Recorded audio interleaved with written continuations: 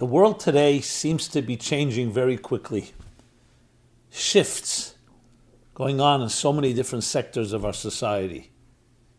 Technology, AI, the recent elections in the United States, with many unexpected twists and turns, uncertainties, both in America and the world over. What does all this portend? What does all this indicate?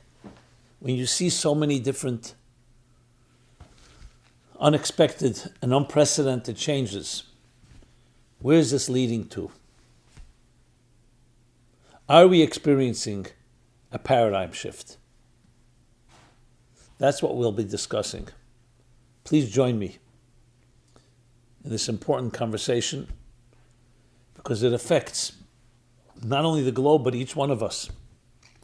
Because the more you can anticipate where we're headed, the more you can prepare and indeed play a part in the very unfolding of this drama. Now, there are different ways we can look at the future. Some have an apocalyptic view. Others have a very beautiful utopian view. So please join me. Are we experiencing a paradigm shift?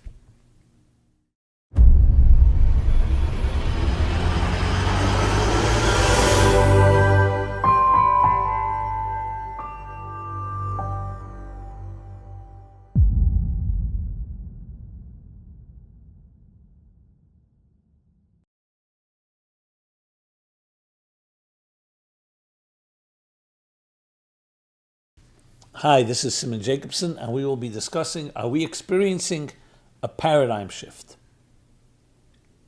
This program is dedicated in honor of Yuri Pikover. When we look around at the world today, fast-pacing changes seem to be like the dominant headline in every sector of society. Technology, the changes that we've gone through, the different shifts, now AI, and all the opportunities that it will open up. On the political scene, recent election here in the United States of President Trump, many different unexpected and surprising twists and turns. You look at the world around, we see wars being fought in the Middle East, in Ukraine, and again, no one knows where it's headed. Much volatility. Not to in any way diminish or minimize the great blessings that we experience, but there are many, many changes. Whenever you see such shifts, especially unexpected ones, so if someone were to ask you, can you predict what will be tomorrow? What will be in a year from now, 2 years from now? Will we have self-driving cars? Will AI replace many of the vital activities that we do today? Will the life be better or will it be worse? Very few people can really make an accurate prediction. So what does that tell us when there's so many unknowns and uncertainties? Well, the first thing it tells us that the world is in flux, and yes, we are experiencing a shift from one state to another. This is called a paradigm shift. Sometimes you see it in history, when there are real dramatic events that are taking place. So it's obvious that something is happening. World War II would be an example. World War I would be an example. The Russian Revolution. Sometimes you don't see it in an immediate event. You see it in an accumulation of many events. Since the turn of the millennium, which means when we entered the 21st century, 24 years ago, almost 25 years ago, I've been speaking in my classes and my programs about a shift that was becoming quite obvious. We all, of course, know, whether it's 1994 or sometime around then, when the internet became mainstream. I mean, it was around and it developed, but when it really became websites, email, and that led to a whole series of developments with search engines, ultimately Google, YouTube, Amazon, and the big monsters today, what they call the four horsemen or whatever you want to call them, Apple, Amazon, Facebook, Microsoft, Google. Today they have different names, Alphabet and other names out there. All of them in the area of technology. How the iPhone, the smartphone has changed life. Amazon has disrupted the retail industry, how we do business, and the changes continue to accelerate. Talk about electric cars, self-driving cars, AI. Where is that headed? The interesting thing is whenever you have changes, there's always a clash between the old world order and the new one arising. Often the clash is around the commercial clash, around money. Who's going to control the purse strings? You all remember the mice of the music industry with Napster, free music, until that was somewhat resolved. But it definitely create a major shift of how music is distributed. And that has impacted many other industries. Talk about the politics. There's no question there are shifts taking place. The Middle East, with the Abraham Accords several years ago, a new shift took place. A peace agreement between Israel and its long-standing enemies. Now, since October 7th, which really was a continuation of hostilities that were there before, but it's exploded. And we all know it has to be resolved in some way. Where is that headed?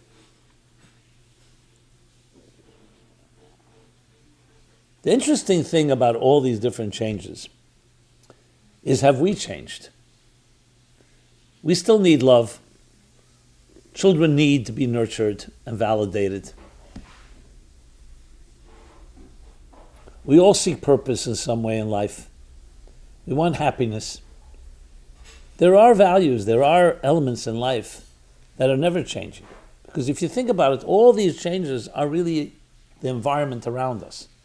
You can call it the platforms. But the human being is fundamentally not changed at all. We can be distracted more.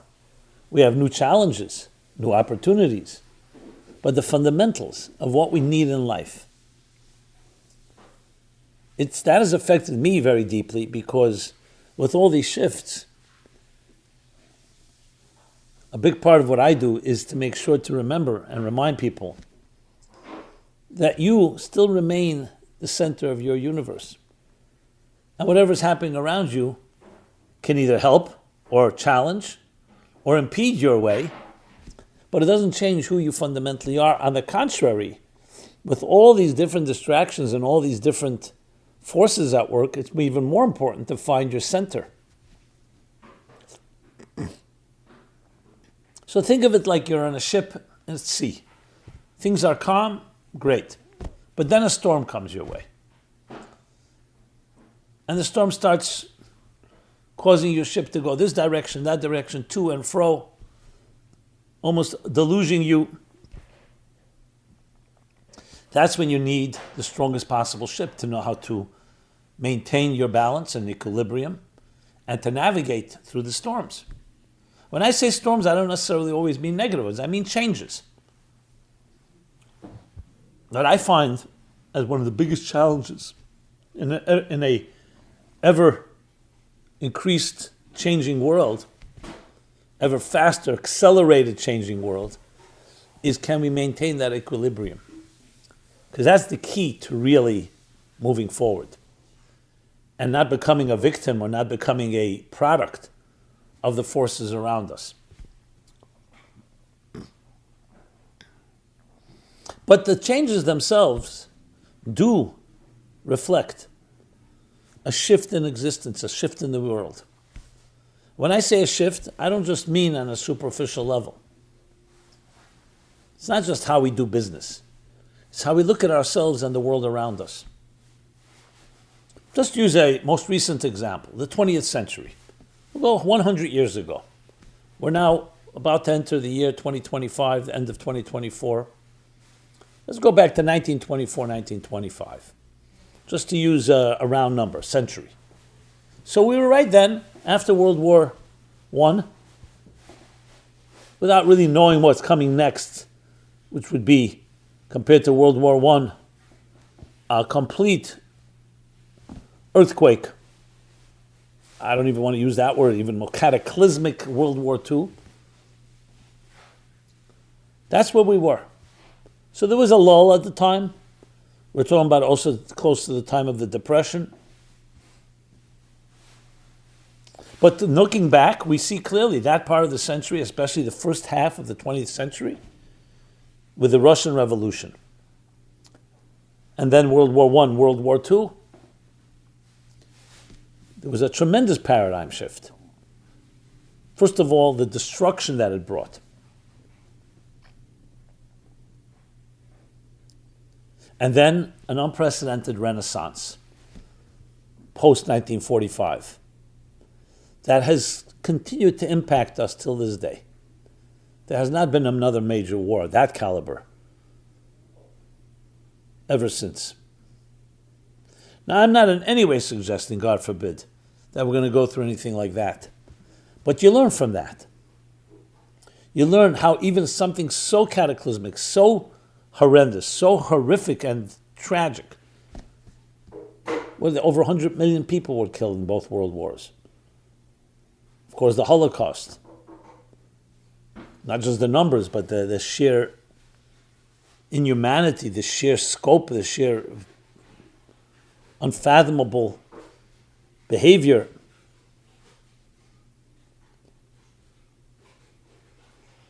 And it has led to a better world. No question about it. Sometimes when you hit rock bottom, it opens you up. So when there are changes, it's wise to step back and looking and seeing a pattern. As I said, since the year 2000, starting with 9/11. So even though for many of us it may be a distant memory, but it created change. A new vulnerability, a new awareness of how extremism affects our lives. Just to give an example, security at airports. We take it for granted and we don't even notice it maybe. Didn't come out of nowhere. And other things that have affected our culture, but especially technology. On one hand, created unbelievable wealth, unbelievable opportunities, but also created tremendous challenges. Have relationships gotten better? Has abuse gotten worse? Because remember, the human being does not change. Junk in, junk out, that's what they used to say. So technology, all it does is amplify, magnifies whatever you have. But clearly you cannot ignore the effects on the culture and society. In one way you can say what has changed dramatically is mass events.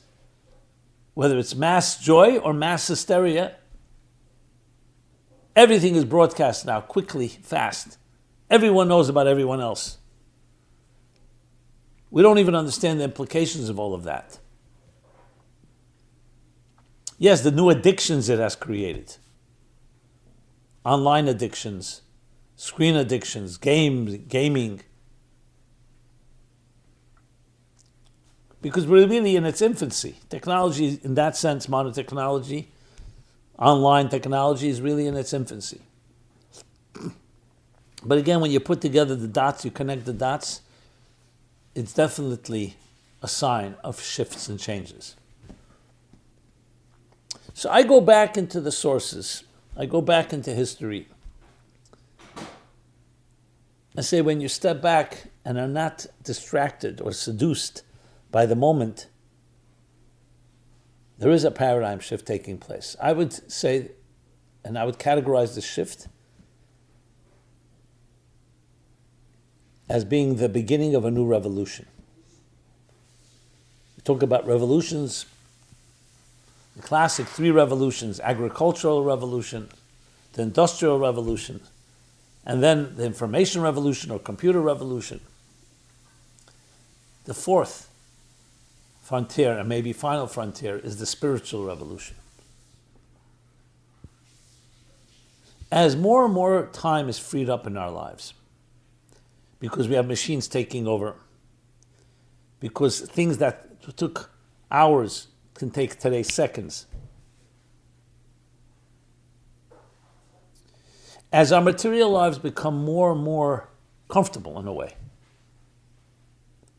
you don't have to go shopping, you get it delivered to your home. I'm not even talking about the new developments that will happen in the next few years and decades. What happens with us? There's going to be a bigger and bigger void to fill the vacuum of purpose in our lives, of meaning in our lives. What I call the spiritual revolution. Your soul. Because your body will be taken care of. You won't need to spend 9 hours a day sweating under the sun to bring home a bushel of potatoes or rice and trade off the rest. Speaking figuratively, the same idea with so many other factors in life. And inside each of us, there's a deep hunger and thirst for meaning, for transcendence. However, whatever form it takes.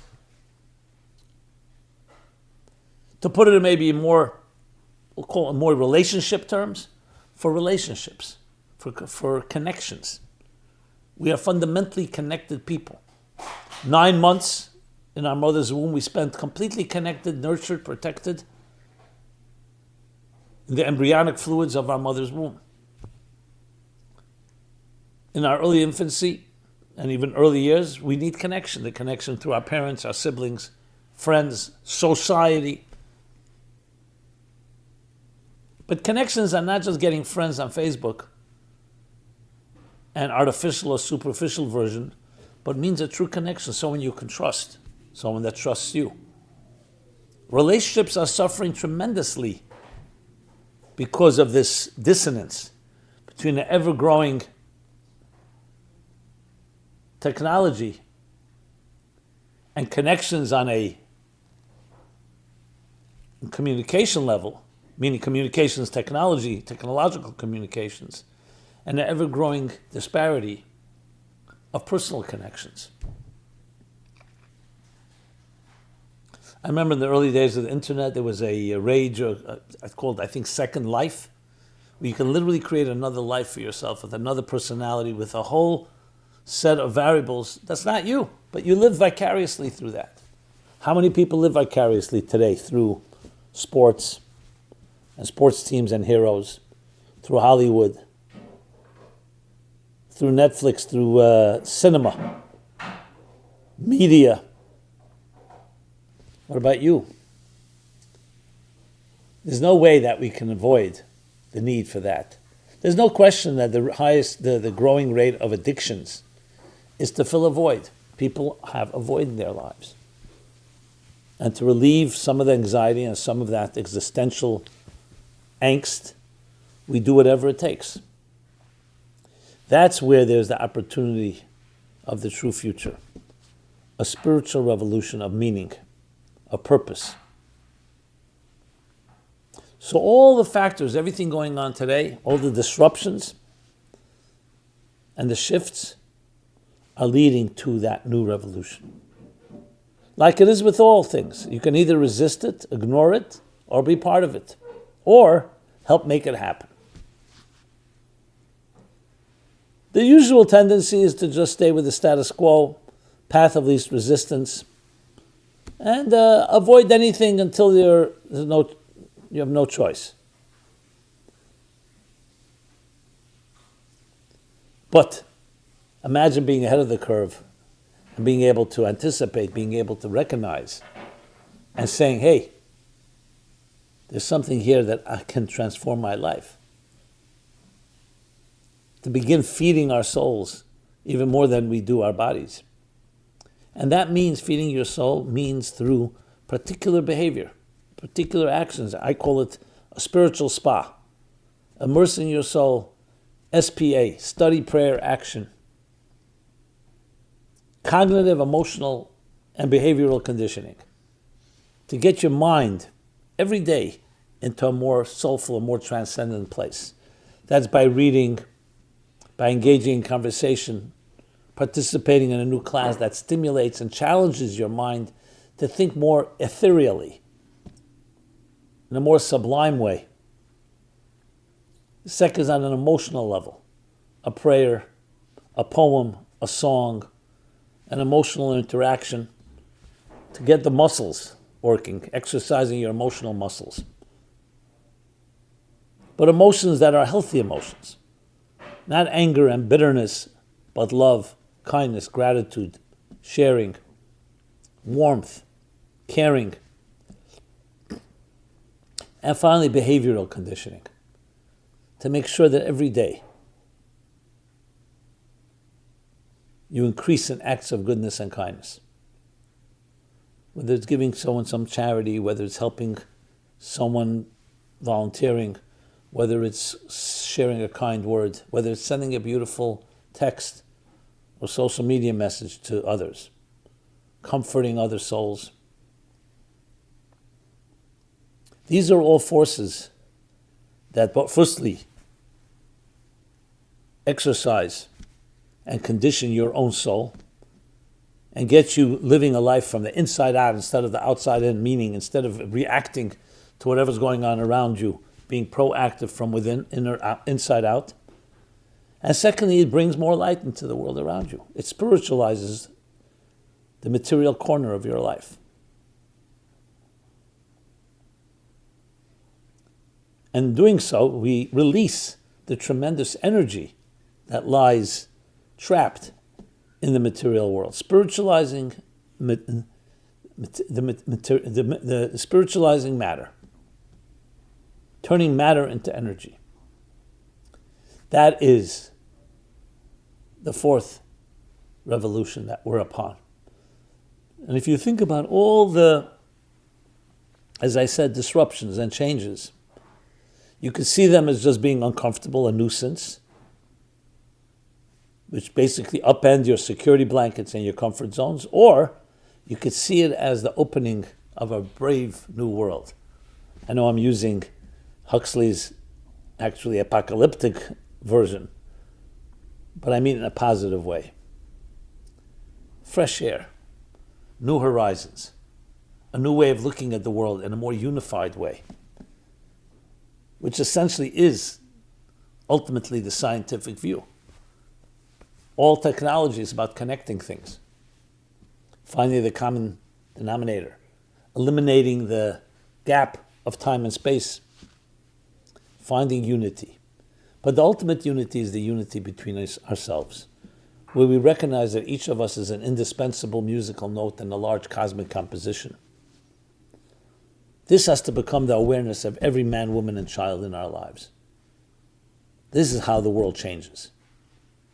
Everything else are the machines, the instruments, tools.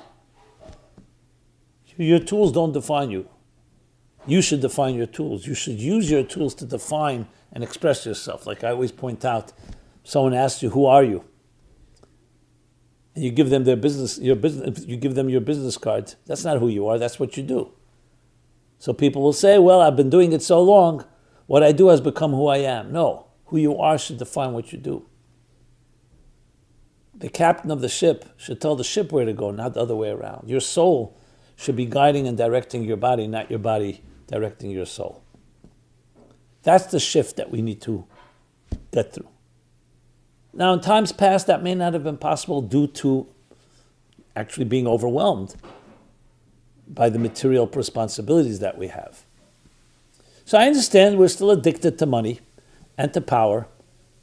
So in that sense, that's the old paradigm that still controls us. So now maybe you can make more of it in less time. But the real shift is where you see money and power as simply a means, not an end in itself. Yes, where the power of love is stronger than the love of power. I firmly believe that's exactly where we're headed. But many of us will resist because we just are accustomed to the status quo. Inertia is our biggest enemy, as is apathy. So we need to wake each other up, and that's exactly the point of this conversation. To recognize that the disruptions and the shifts shouldn't just lead us to become more myopic and more narrow-minded, where people get polarized by political differences in pathetic and tragic ways. I don't even want to spell them out. But to rise and become a greater person and realize these shifts are actually meant to be an opportunity to bring a new order into the world. And it begins with you. To look at others and say, he's to blame, she's to blame, that one's to blame, this party, that party, this event. That's not the way of a leader. You look at what's going on, you see what you cannot control, their circumstances not up to you, but you control how you navigate, your attitude, your ship in the sea, no matter what is changing, you control where your ship will go. So we need to join forces, put our heads together, our hearts and souls together, and figure out ways that we can teach ourselves and our children and our families and our friends and our colleagues to take this attitude. Take control of your life. And you begin by singing your song, by recognizing your calling, your mission. So much more to say, and I will be talking about it in coming classes and programs, and I invite you, and I invite this to be a conversation. I'd love to hear your feedback and thoughts. And please share, because at the end of the day, our sharing is what creates the butterfly ripple effect that helps facilitate and perpetuate and accelerate this new paradigm shift into a better world for each of us, for all of us, to experience personal and global redemption. Redemption from what? Not to be slaves to our passions and not to be slaves to our materialism, but to see ourselves as servants, if you wish, as agents, as ambassadors of the infinite, of light, in helping forge and shape and create a far better world. That's how we look at the shifts and changes in our lives. Thank you so much. Be blessed and be well. This has been Simon Jacobson, Meaningful Life Center, meaningfullife.com. Please subscribe to our offerings, to our YouTube channel, and share. I'd love to hear your feedback. Thank you again, and be well. This program is brought to you by the Meaningful Life Center. Please help us continue our programs. Make even a small contribution at meaningfullife.com/donate.